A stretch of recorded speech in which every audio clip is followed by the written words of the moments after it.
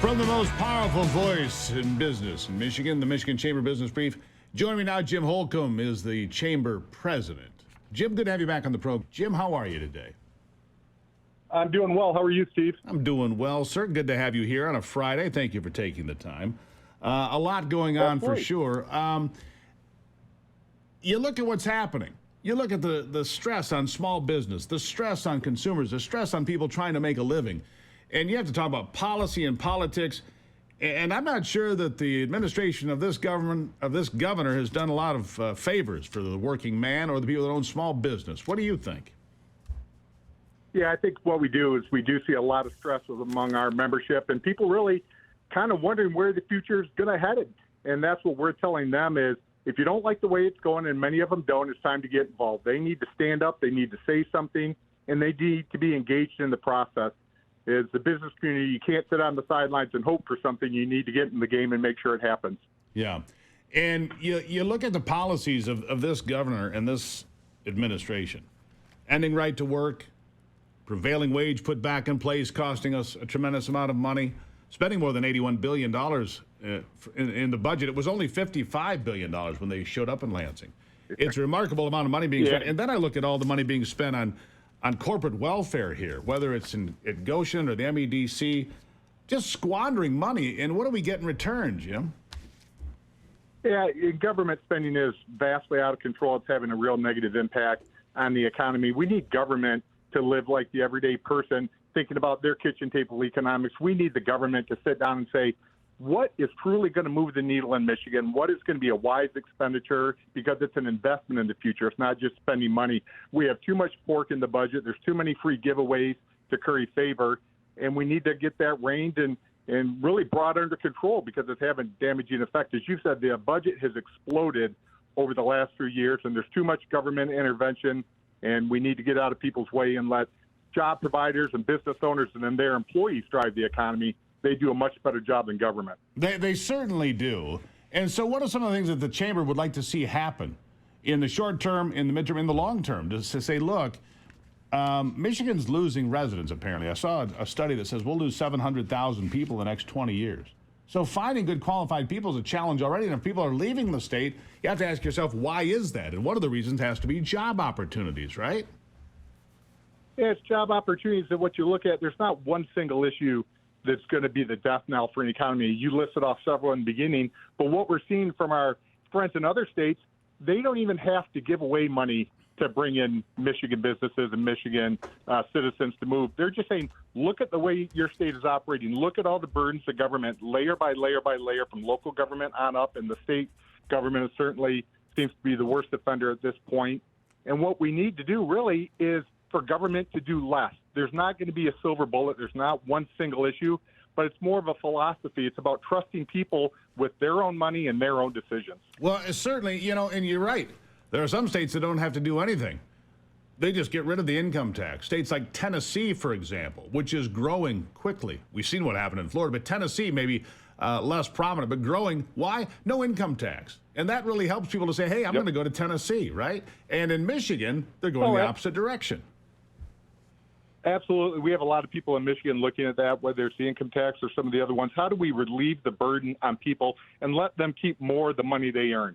They're earning money to take care of their family. They're not earning money to send it to Lansing to be squandered. Yeah, exactly right. And squandered, I've got one case here, and I just want to share this with the folks. According to a report, MEDC Executive Committee member Faye Baydoun awarded a $20 million grant to launch a business accelerator. Baydoun actually used the taxpayer-funded grant to award herself a handsome salary, purchase an $11,000 first-class airplane ticket, a $4,500 coffee maker, $40,000 worth of furniture. And you wonder why the taxpayers are upset in this state, Jim.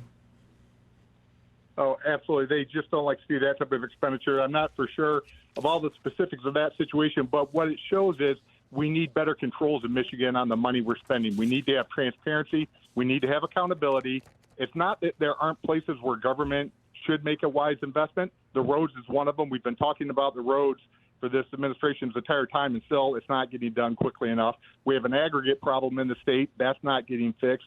We need government to really focus on issues that make a difference. And we're just not getting there. So it's got to be a frustrating time. The chamber, one of the most Like I say, the most important voice for business in Michigan, lobbyists for decades, considered among the best in the business in the nation.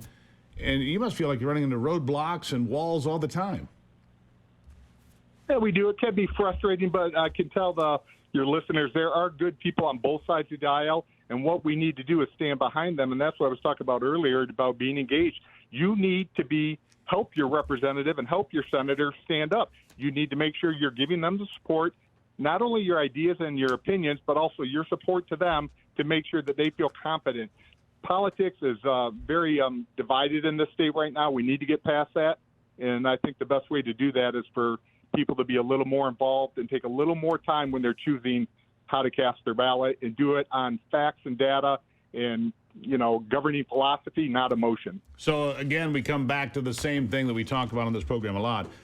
Your duty, really, to vote for good policy, to vote for good people, to vote for a future for your kids and grandkids. Jim Holcomb, I'll give you the last word.